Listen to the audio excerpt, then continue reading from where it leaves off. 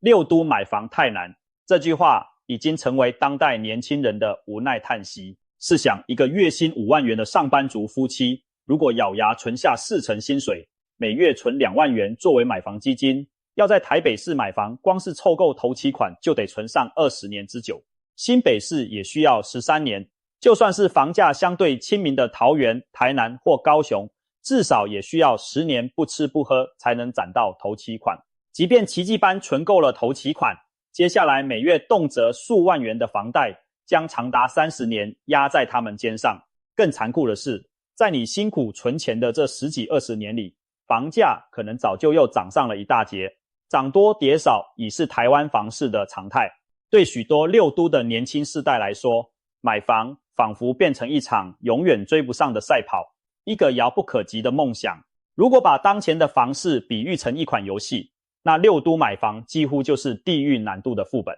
台北市这关卡简直是魔王级别，动辄2000多万的平均总价，让普通玩家、一般上班族瞬间被秒杀。新北、台中等关卡虽略易一些，仍然需要千万级别的房贷才能通关。一位30多岁的年轻购屋族，如今平均得扛超过1000万元的房贷。台湾正式进入1000万房贷时代。与10年前相比，年轻人的平均房贷额度足足增加了350万元以上。也就是说，10年前也许只需要约700万贷款就能买的房子，如今没有1000万贷款，根本别想上车。而更可怕的是，薪资涨幅远远赶不上房价飙升的速度。一般上班族薪水微升的同时，房价却仿佛坐上火箭，让房价所得比屡创新高。现在在台北市工作的一对双薪夫妻，哪怕不吃不喝10多年，也很难买下一间属于自己的小窝。很多人戏称房价会下跌，已成为年轻世代的3大幻觉之一。事实上，台湾房价高涨的困境早有先兆。早在30多年前，无壳蜗牛运动就曾轰动一时。1989年，因不满房价暴涨，全台年轻人发起了夜宿忠孝东路的抗议活动。5万名无壳蜗牛，买不起房的年轻人，直接躺在当时台北市最繁华昂贵的忠孝东路上过夜，以此抗议高房价。当时的口号是月薪2万，房价200万，不吃不喝8年才能买房。这样的不合理现象逼得年轻世代走上街头。讽刺的是，经过30年，房价不仅没有因那场抗争而变得可负担，反而变本加厉。当年让人绝望的8年不吃不喝才能买房，如今在台北可能变成20年不吃不喝都未必买得起。房价在过去几十年里经历了几波狂飙。1987年至1989年，台北新屋每平均价从11万元暴涨到45万元，3年内涨了4倍之多，直接引爆了无壳蜗牛运动。然而运动过后，房价仅是短暂趋缓，最终仍持续攀升。21世纪以来，台湾房价大致呈现大涨小回走势，经济热潮、低利率资金潮、都会区土地有限等因素，一波波把房价推上新高峰。如今六都的平均房价全面飙升。以2025年第一季内政部的统计为例，台北市平均总价约2389万元，新北市1503万，桃园市约1226万，台中市1330万，台南市约1154万，高雄市也有1142万。面对这样沉重的价格，大多数年轻人只能选择延后购屋，先租房或与父母同住，甚至有人放弃生育计划。因为连容身之所都无法确保，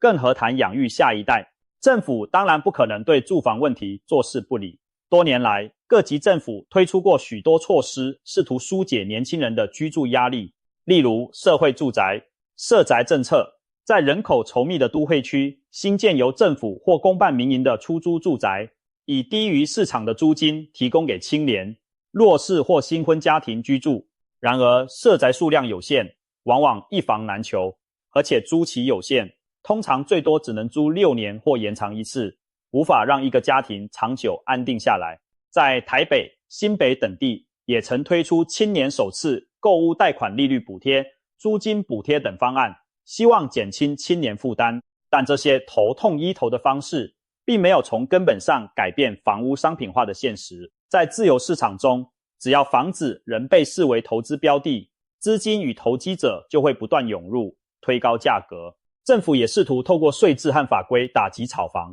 比如实施实价登录、揭露成交价、囤房税、奢侈税，以及最近修法的平均地权条例来限制预售屋炒作等等。然而，这些措施依然难以扭转房价高昂的局面。对开发商和投资客而言，只要房市长期趋势看涨，他们总能找到空隙继续获利，反而是真正想自住的年轻人被远远抛在了后头。面对这几乎无解的困境，今年桃园市政府抛出了一颗震撼弹，全国首创的可负担住宅政策。消息一出，年轻族群一片哗然，难道真的有买得起、住得久、不能炒的房子吗？桃园市府宣称，他们的目标是打造每坪单价2字头的平价住宅，让青年与中产家庭也买得起房。在6都中率先给无壳的蜗牛族带来一丝曙光。所谓2字头，不是指2万元，而是每坪单价20多万元的意思。要知道，目前桃园市区的新建案行情每坪动辄4字头，例如中坜区平均单价约40万元，2字头几乎等于对折出售。这是怎么做到的？会不会只是画大饼、空头支票？更关键的是，这类房子未来转售限制极严，自住为主，不住了只能卖还市府，完全禁止在市场上自由买卖，等于将这批住宅从商品市场中隔离出来。这听起来很不可思议，买房竟然还不能自由卖。那买这种房子到底是亏是赚？对年轻家庭真有吸引力吗？接下来就让我们深入探讨桃园可负担住宅的台前幕后。什么是可负担住宅？简单说，它介于社会住宅与市场商品房之间，是一种让中产年轻家庭买得起、住得久，但又无法用来炒房获利的自有住宅。桃园市政府定位它为一个封闭式的居住选择，房子是卖给符合资格的市民，自有产权在手，可以长期安心居住。但是这个产权带有紧箍咒，你不能随意转售牟利，只能在特定条件下卖回给政府，或按照政府规定的方式转让。用一句通俗的话说，这房子买来只为住，不让你拿来炒。桃园市都发局长江南志进一步解释，这项政策的核心是让住宅去商品化，回归居住本质。政府会透过都市计划手段取得房源，再提供给那些经济稳定、工作努力，却被市场高房价拒之门外的青年家庭。同时透过信托合约来落实后续的管控，确保房子的使用与转让都按照规则进行，不被投机炒家钻漏洞。换言之，政府扮演了一次系统维护者的角色，把原本失控暴涨的房价曲线，在这一小片天地里强行压平，营造一个价格受控的小环境，好让真正需要房子来安身立命的年轻人有机会长期安居。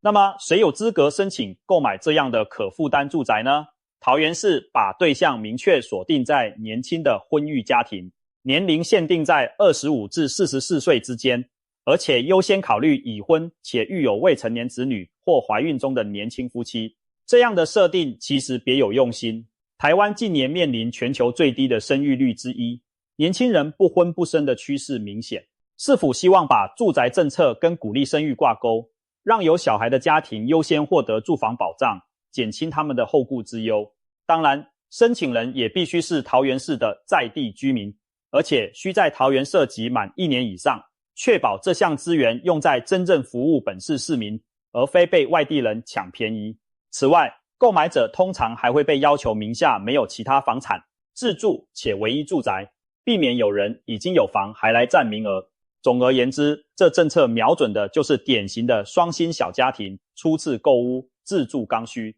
他们或许有1-2个孩子，努力工作，有一定储蓄和还款能力，但要买市场上动辄千万的房子，仍然力有为待。可负担住宅要帮助的就是这批嘉兴阶层。可负担住宅的房源从哪里来？价格又怎么定？桃园市政府表示，将利用多种策略来筹集这些平价房屋。首先，锁定在捷运场站周边的整体开发区，例如桃园机场捷运线的 A21 站附近，新兴重划区有不少预计开发的土地。市府计划引导民间开发商透过容积奖励或公共设施捐赠等方式，提供部分住宅单元给市府作为可负担住宅的供给。换言之，开发商新建大型社区时，拿出其中一些房子卖给政府或指定对象，价格由政府协调控制，作为履行社会责任的一部分。其次，市府也会透过公办都更、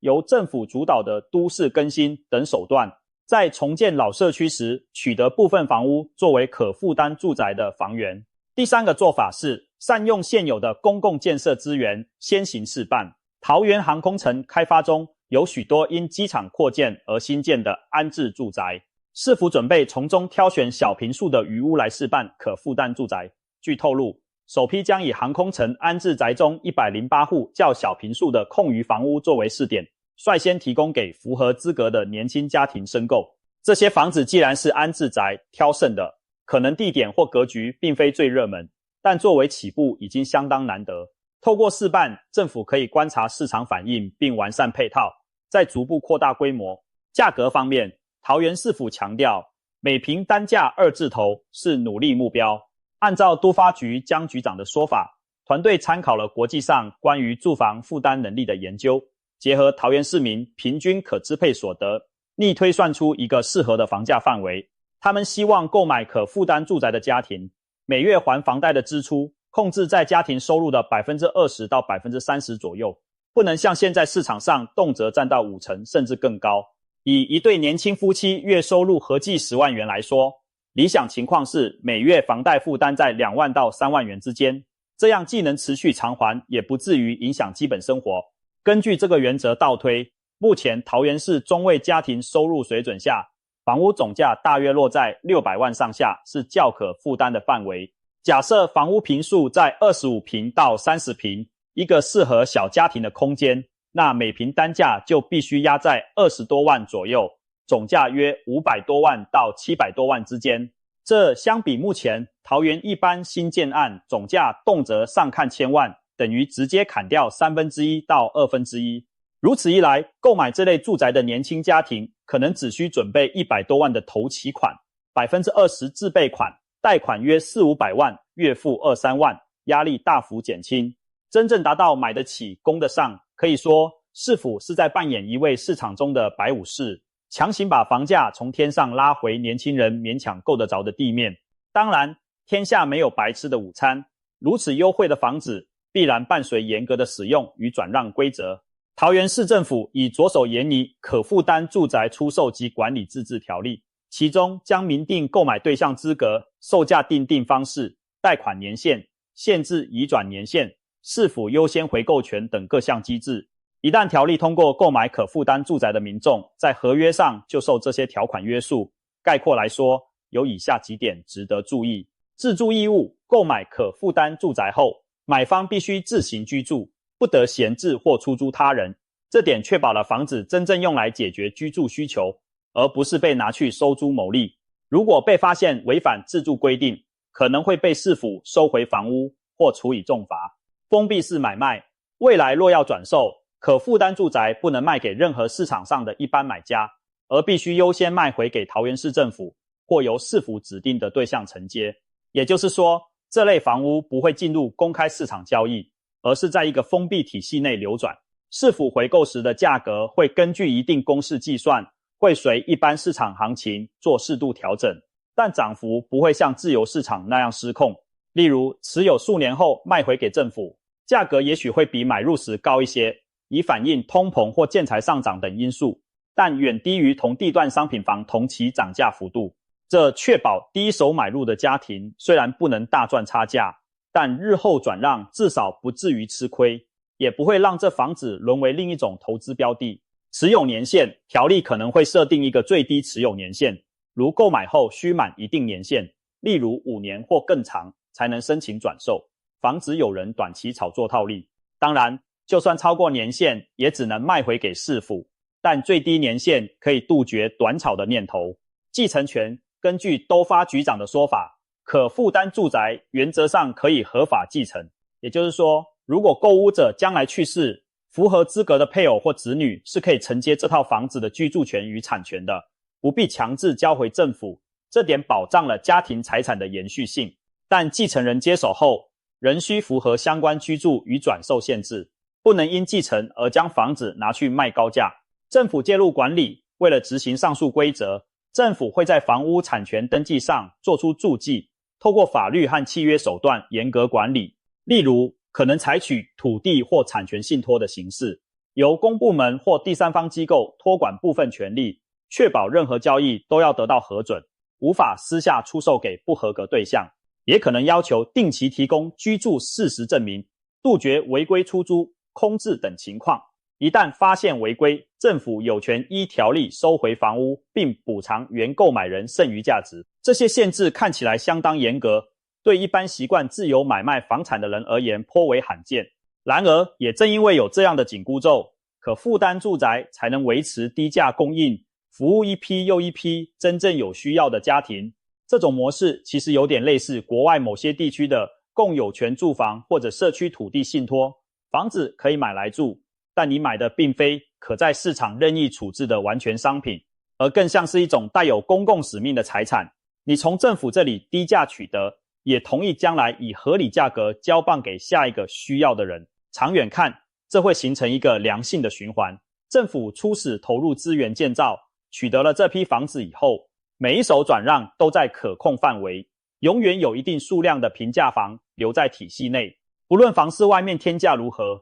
这个小池子里的房子始终维持在与收入相符的价位，让每代年轻人都有机会沾恩。消息传出后，在桃园市政议会也引起了热烈讨论，多位议员对此政策表示关注并提出建议。例如，有议员肯定可负担住宅，利益良好，但也质疑房价是否真如预期可负担。政府认为的二字头评价跟一般市民心中的评价也许有落差。确实，以每平20万元计算，一户25平的房子总价约500万，对某些低收入家庭来说仍然买不起。因此，有人建议应清楚界定对象的收入门槛，聚焦中产而非最低收入者。最低收入者可能需要直接的社会住宅或租金补贴。也有议员关心转售与继承问题，买了之后能不能卖，能不能传给子女。对此，市府回应目前规划是可以继承，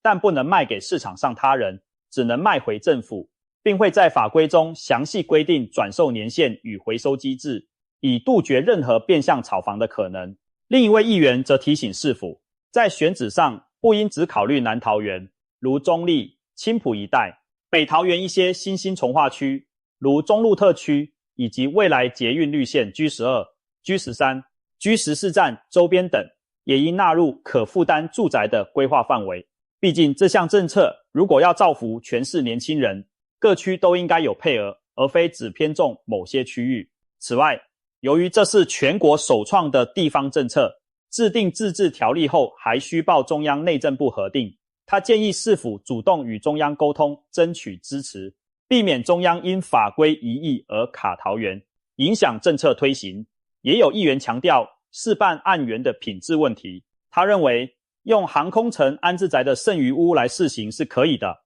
但一定要精挑细选，不能把原先安置户挑剩下，位置配套较差的房子拿给年轻人，否则会挫伤申购意愿。应尽量挑选交通便利、生活机能尚可的点试办，才能真正吸引人。还有议员提议，可负担住宅的社区在规划时应导入完善的公共服务，例如预留幼儿园、托婴中心、长照日照中心等，方便有小孩的年轻家庭，并考虑整合桃园既有的育儿津贴、青年公共运输月票、房贷利息补贴等配套措施，打造一个一条龙的青年定居方案。如此一来，买了可负担住宅的年轻人不仅有房住、育儿、通勤各方面成本也降低，真正达到留住年轻人的目标。对于以上种种建议，桃园市都发局长江南志回应称，相关政策细节市府团队已多次内部讨论并达成共识，目前正积极研拟自治条例的内容，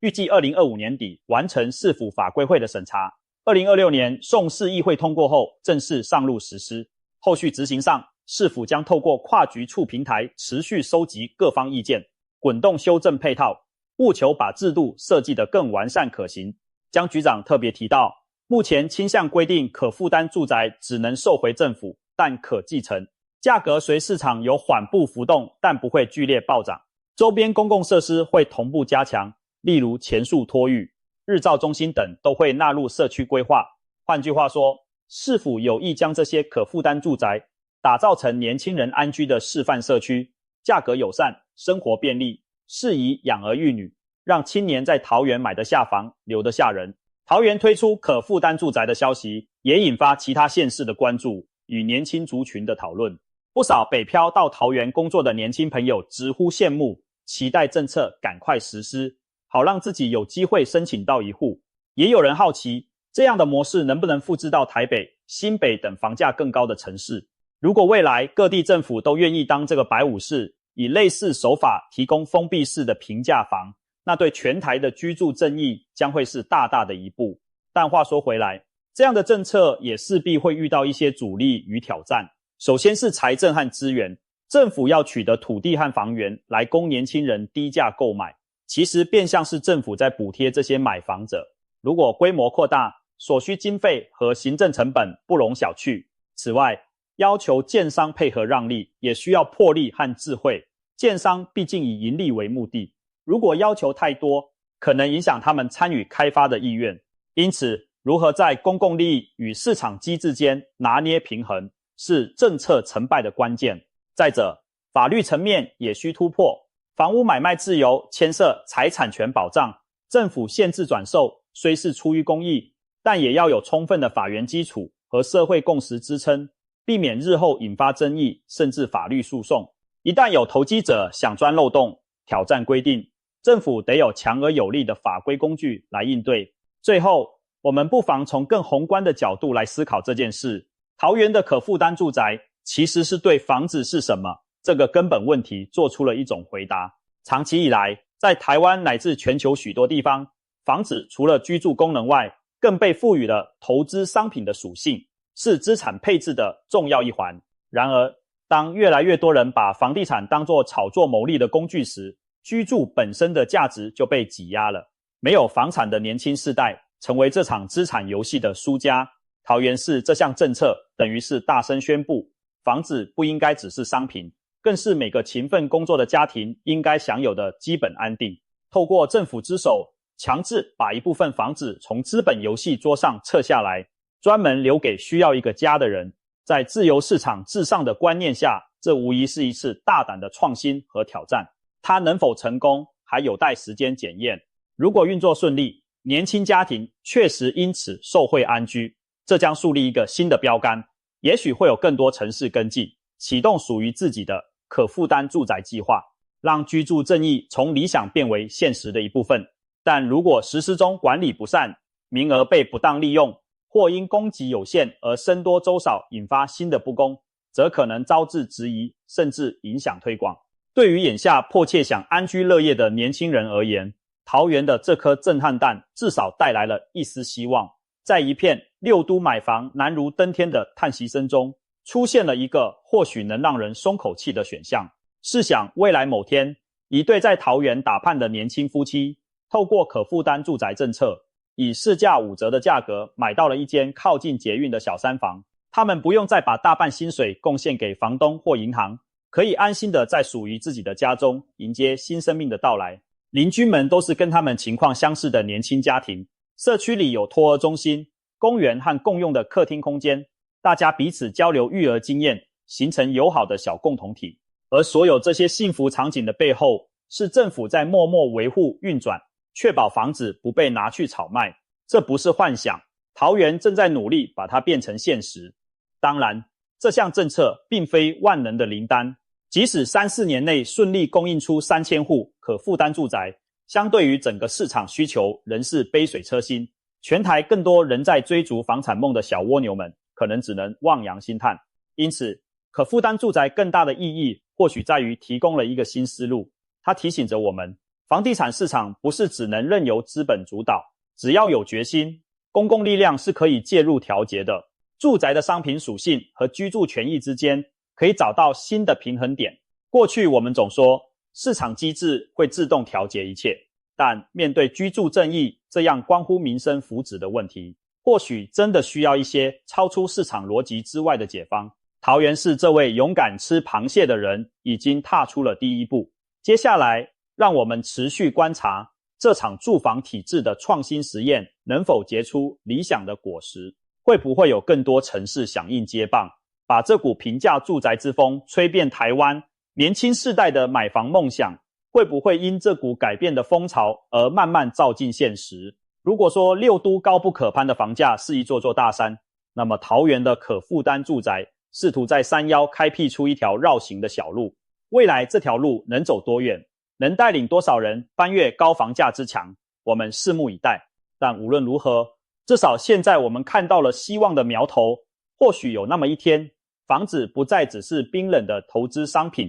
而终将回归它最温暖的身份，让人们栖身逐梦的家。